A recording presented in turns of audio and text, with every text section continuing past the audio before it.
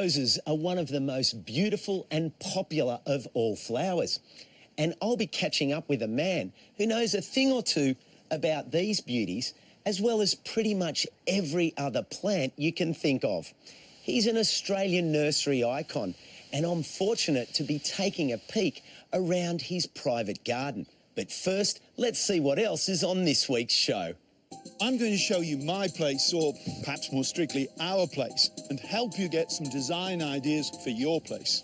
I'll be looking at the finer points of growing citrus in containers with citrus expert Ian Tolley. White oil is one of the most effective organic pesticides, and it's easy and cheap to make your own using household ingredients. Quirky, colourful, curious, creative and unusual are just some of the words used to describe Caden Blunt's garden. I'm in Altona North in the inner western suburbs of Melbourne, visiting a garden that is small in size but packed with colour and personality. I'd describe my own style as organised but erratic and just not afraid to try new things. The complex that Caden lives in is made up of 4 units, each with its own small L-shaped courtyard. Oh, wow, how cool is this? This is something else. What was it like when you first came? Oh, that's easy to describe. It's just dirt, weeds, and that's it. And look what you've done. You transformed it. It only took 10 years and 3 goes, but yeah. Fantastic. And really, it's only a small area. It's just the side part of your house, but it's fabulous. Yeah, it's probably a good thing. If I had a bigger backyard, it'd consume me. But because it is a small space, you've got lots of things in pots, like this one here, for instance. Oh, yeah. This is one of my favourite bonsais. He's just got a haircut and it's just all grown back. But when it's got a full foliage, it looks really nice. And did working with the bonsais, did that sort of help you think about the scale of things in this garden? 100%, yeah. I can grow a plant in a pot and have it in that pot for its whole life as long as you cut back the roots and keep it small. Exactly. And I just love what you've got, all of the walls and the hanging things everywhere, and even down to the floor. You've got colour on the bricks. You've gone mad, man. I know, yeah. My boy's seen that and he just walked out and said, "What have you done, Dad?" And I'm like, yeah, I'm not really sure, but it looks nice. It looks lovely.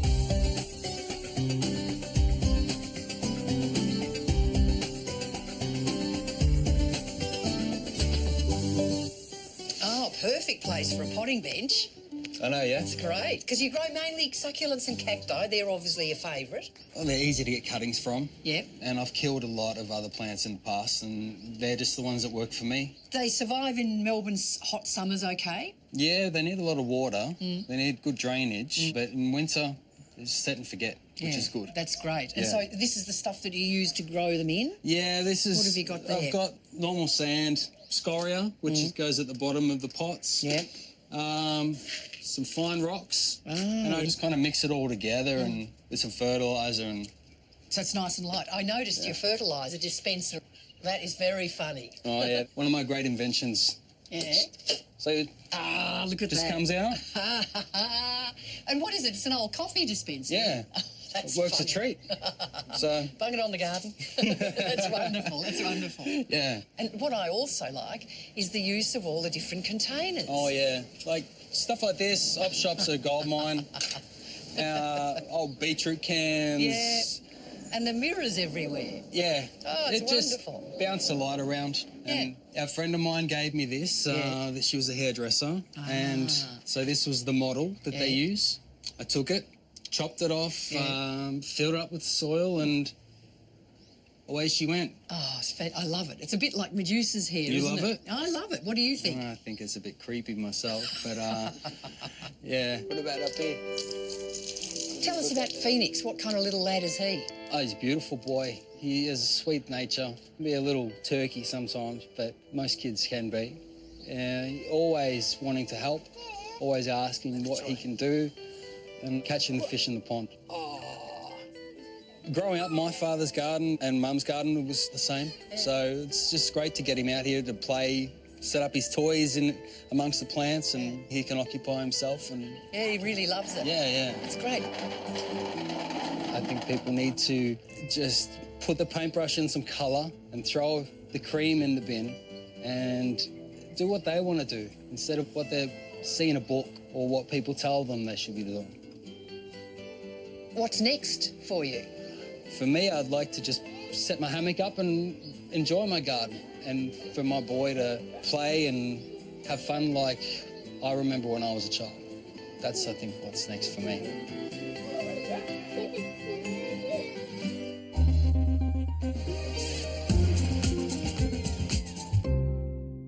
White oil is one of the most effective organic pesticides, and it's easy and cheap to make your own using household ingredients. To make it, use 2 cups of sunflower oil, 1 cup of detergent, dishwashing detergent. This is concentrated white oil. Just mix it up like that. Now, don't forget to label the bottle. 1 tablespoonful of concentrate, you add that to 1 litre of water. Give it a good shake. And again, make sure the bottle is marked pesticides and it's ready for use.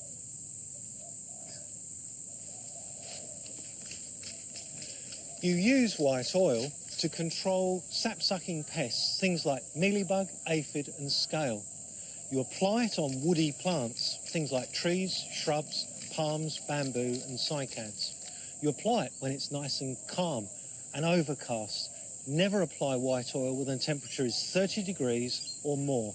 And to apply it, once every 3 weeks, cover both sides of the leaves, cover all the stems, right the way down to the base of the trunk. Remember, this is a suffocant, not a poison, so pests will never evolve a resistance to white oil. It's a great organic remedy. I'm here to see Ben Swain, an Australian horticultural legend who's spent a lifetime working with plants and gardens. His family have been involved with the nursery industry for close to 100 years. Dad started the business in 1917. He came home from the war and he was gassed in France and the Somme, and he remained a very ill man for many years. I started with my father in 1944 and I worked in the nursery from 44 to 2000. Why do you think so many generations of the family have been involved with plants and gardening? I just think it's the love of plants, and I think it's the work environment. Even though he's now retired, Ben's as busy as ever working in his garden in Dural. It's big, about 1 hectare, and features all kinds of interesting plants. How would you describe your garden, Ben? Well, it's a garden that I like, and it's probably not everyone's garden, but it pleases me, and it pleases me to look after it, and it keeps me going. It's the way it is because the nursery used to use it as a propagation source, and I've just kept on going with it. So you used your garden as part of the nursery for stock plants. Yeah. What were some of the plants that... Well, the biggest, I guess the biggest producing plant in this garden was the camellia heads that's at the back of us there. And I reckon that must have supplied the nursery with maybe 300,000-400,000 Sasanqua camellias. It's just unbelievable the amount of cuttings that came off those plants. And the Swain name is synonymous with roses. What do you love about them? I think the perfume and the variety, whether you want a climber or a bush rose or a miniature, there's one for every purpose. Are there any particular favourites? Well, this, of course, is the favourite one, the Burgundy iceberg. It was discovered in our nursery. This rose was patented in America and it sold hundreds of thousands of plants. So what are some of the other roses you've got in the garden? Well, the pinkish or apricot one there, that's Tournament of Roses. And it's a particularly nice one because it sort of blows out, but it stays really like that in the vase. The other rose that I like, Glenn McGrath, had that introduced for his wife Jane, who died, and that's Jane McGrath. I've treated differently in my garden this time, and I'm going to make a hedge out of it. I love it. After all these years, roses still play a big part in Ben and his wife Suzanne's everyday lives. We've been together for 62 years. I often bring her in a bunch of flowers. And when I was working at the nursery, I used to bring home too many roses, I think, at times. Thank you, my darling. There you go. There. So Ben, from the rose garden into the veggie garden, this looks fantastic, but how did you find the time to look after veggies when you had this huge area of nursery to manage? It was funny because, Costa, it was like a relief. Therapy. It sounds stupid to say it, but it was, and I got a great lot of fun out of it. Now, after so many decades in the garden, I see there's been some modifications here with a ramp and some rails. Yeah, well, I had a couple of nasty falls here. Then my son Philip came along and he said, I better put in a bit of a ramp for you, because you used to have to step up to get in the bed. Now this way, it's easy. What's going on up in the far bed up here? Oh, that's where you come into it. Oh, geez.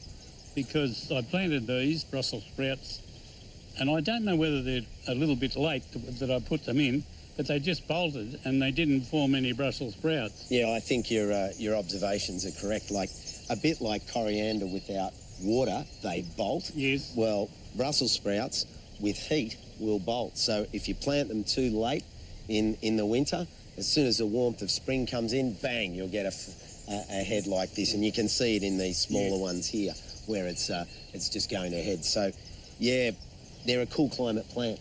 Yeah. Once there's warm temperature, no Brussels sprouts. No Brussels sprouts, okay. Their daughter Elizabeth is also carrying on the family's strong links with all things horticultural. He inspired me and many other people to enjoy plants and to be in the nursery. By everything he did was absolutely the best practice, whether it was in the nursery or whether it was handling people. Dad always did things well. And there's been ABC Local Radio, the gardening programs on Saturday morning. There's been both of my aunts who did the program for many years, and I used to fill in when they were on holidays. And then for the last 15 years, there's been myself and my dad. The doing legend. That program, The Legend, yeah. We're known as The Legend and The Rose on the radio. I just love it, and a lot of people don't understand it. All my mates think I'm crazy. I just love wandering around and having this place to wander around in, and I think I'm lucky. At my age, which is 88, I think that if every person could enjoy what I enjoy in my garden, they'd have a new life.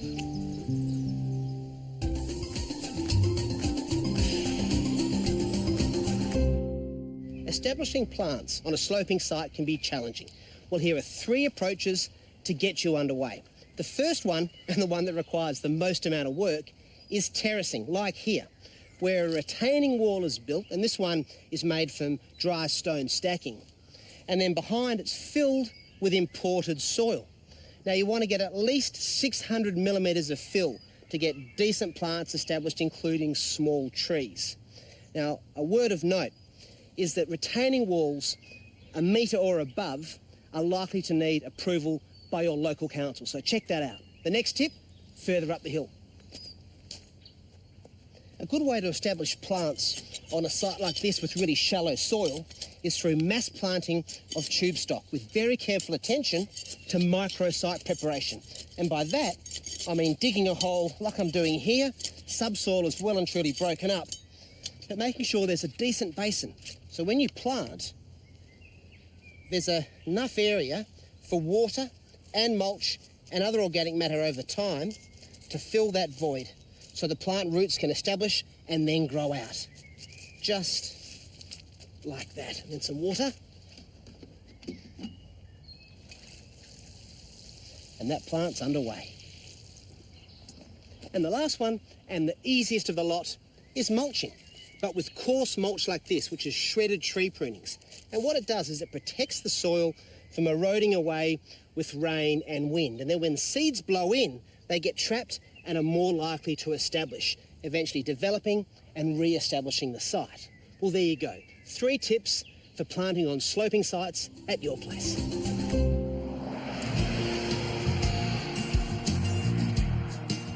You might remember I recently visited Renmark on the Murray River for a masterclass with citrus expert Ian Tolley. I've come to see Ian again, this time about growing citrus in containers. The Great Australian backyard is getting smaller and smaller, So this is an increasingly popular space-saving way to grow them. I love working in this. And look, while we're at it, let's sort this container size. 100 litres, you're getting a bit too small if you want to keep this in a continuous production area. I've got 250 litres. Safety in the volume of water I can store, safety in the heat I can absorb, the fertiliser regime. I can produce a really nice crop in that size container or even bigger. Now, what about choosing varieties? Are there some better suited to container growing?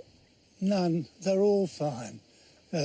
Any variety that you want to consider, you can put in a container. The container will limit their size so you can handle it. You certainly don't need rootstocks. Dwarf rootstocks are great in the field, in a tight backyard or a front garden, where you're not going to use containers, and they will limit the size of the tree to about half size. So they're great. But in here, wasted effort, wasted time, just grow it in the container.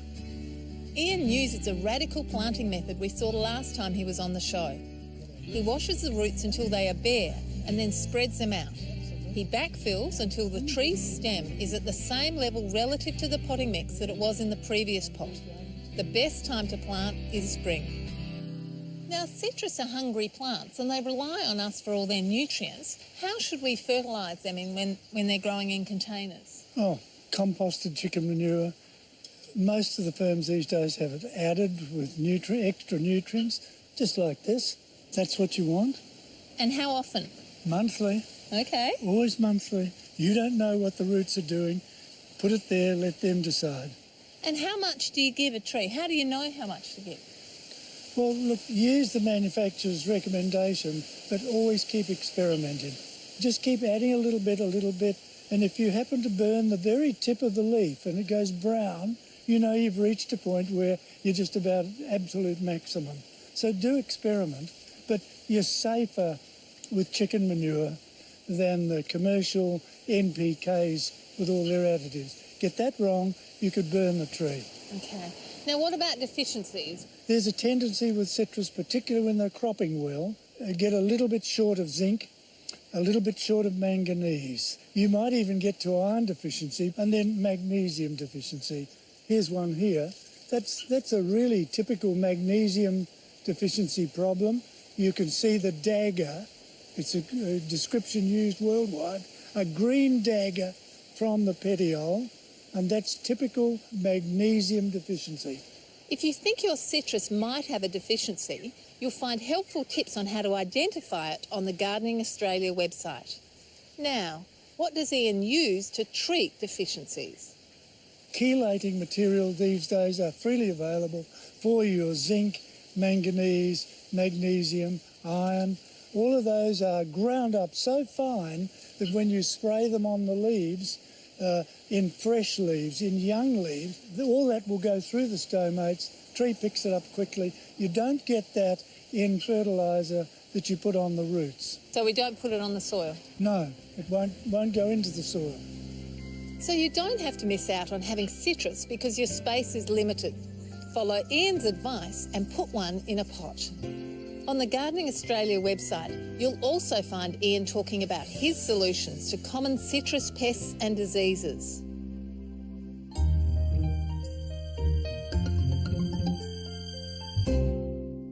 This is my beetroot patch that I planted a couple of weeks ago, and it's germinated quite well, but now it's looking quite overcrowded. This is for a couple of reasons. One, I planted it with my 3-year-old daughter, but also beetroot has an aggregate seed, meaning you get 2 to 3 plants per seed. And they will need thinning out because beetroot's a root crop and therefore doesn't like a lot of competition. And if left unchecked, you'd find that out of this you get very few edible roots. Now, because nothing goes to waste, when thinning, you can get your younger seedlings, like this one, pull them out and replant. These bigger plants here are a little bit too established to transplant successfully, but I'm going to chuck these succulent leaves in a salad. Beetroot has a very hard seed coat, so it's a good idea to soak them before you sow. This can be done 15 minutes beforehand or even overnight. You know they're ready when the seeds actually sink to the bottom. Another good little tip is, because beetroot, like boron, a soluble nutrient, put a little bit in the bowl, and when they germinate, those plants will really take off. Now, if you've ever had problems with beetroot developing when you grow it, it's probably a boron deficiency, because a lot of our soils are actually deficient in this nutrient. By adding a bit to your watering can and watering it over your plants, you can almost watch them grow.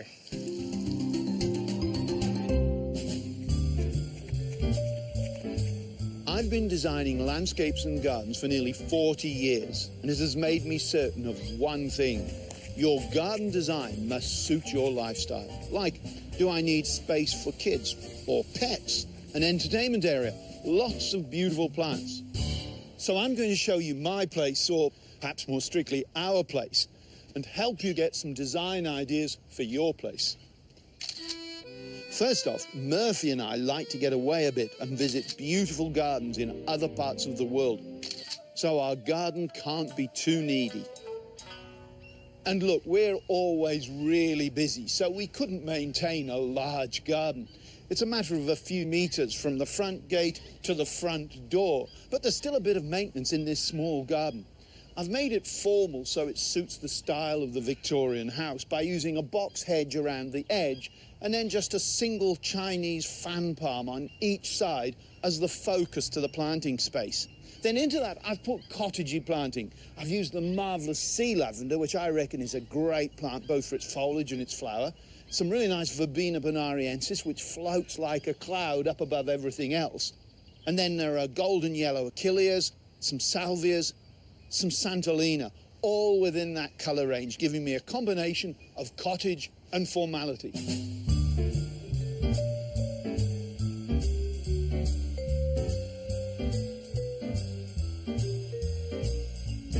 Now let's have a look at the rear part of the garden. The aim here has been to try and create a garden where we see the best parts of it from inside the house. The garden becomes a green backdrop to our indoor living space, but it also becomes an extension to our living space outdoors. Now, this has taken some careful planning. What I've attempted to do is to put the utilitarian elements of the garden outside this space. So behind there is a shed and a water tank. And up the west side of the house, the vegetable garden and the clothesline. The vegetable garden gets great sun there, by the way. I've used pots, which maybe you wouldn't use in the front garden because it's a cottage garden. But here, these simple pots look great against the modern architecture. And of course, there's one here right on the axis from the front door.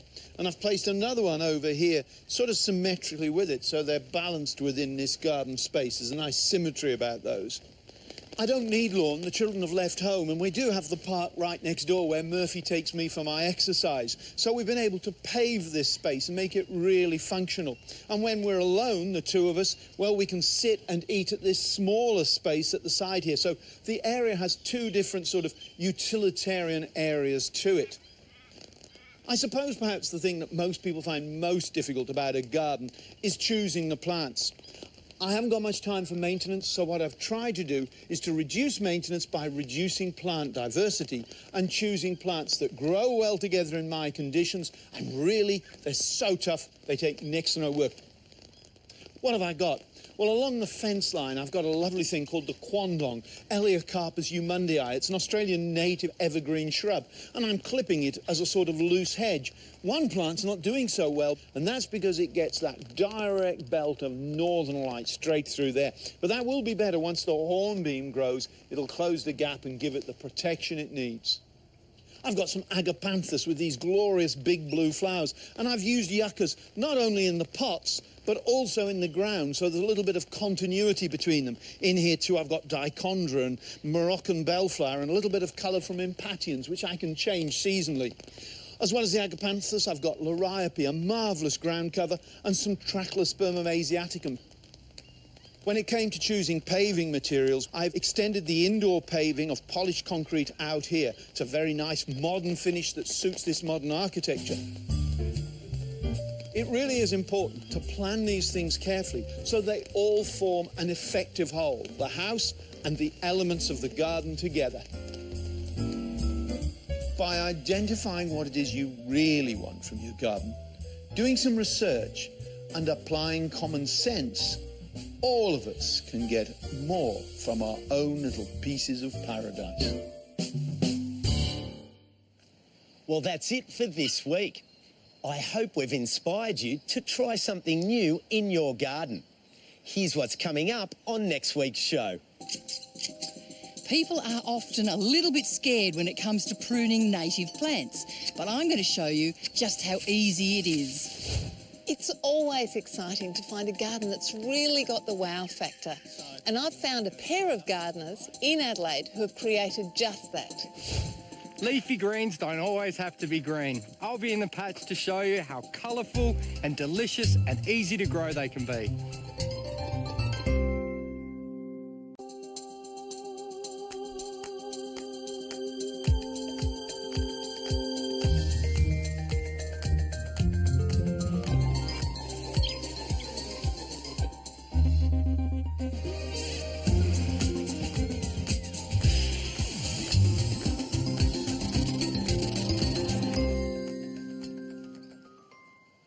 Roses are one of the most beautiful and popular of all flowers.